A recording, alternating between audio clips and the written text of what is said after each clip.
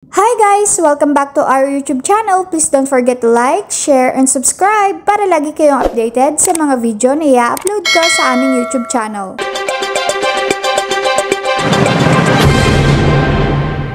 And then sa mga sektor po ng ating LGUs, ano po yung nakikita nyo ng mga maaaring balakid? Meron po ba? Ang nakikita lang po, yung itong budget. Alam niyo naman. Budget pa rin. Yan ang unang naging problema natin. Naranasan ko po yan pag magpapasa tayo ng batas.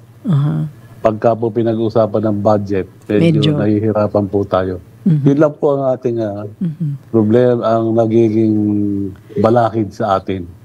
Kasi this early, na ngayong inilalahad nyo at nalatag na lahat yan, siyempre mananawagan nga po tayo na mismong ating mga local ehekutibo maging active din. Pagka ito'y naging panukalang batas na, i-ready na rin nila. Kasi sila naman po din na magbe-benefit yung mga kanilang mga constituents, di po ba? Actually po, yung mga mayayamang LGU, wala pong problema sa kanila.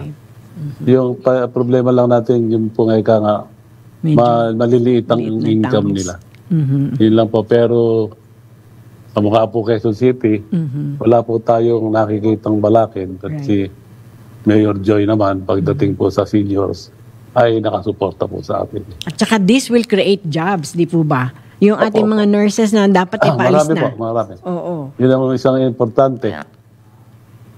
Saka yung mga professional doctors, nurses, healthcare, hindi na aalis. Inaalis kasi meron ng opportunity sa kanila dito. Lalo na po yung mga nurses. Opo. Hindi na para maghanap ng trabaho sa ibang bansa. Ito na. Kasi, malaki po ngayon.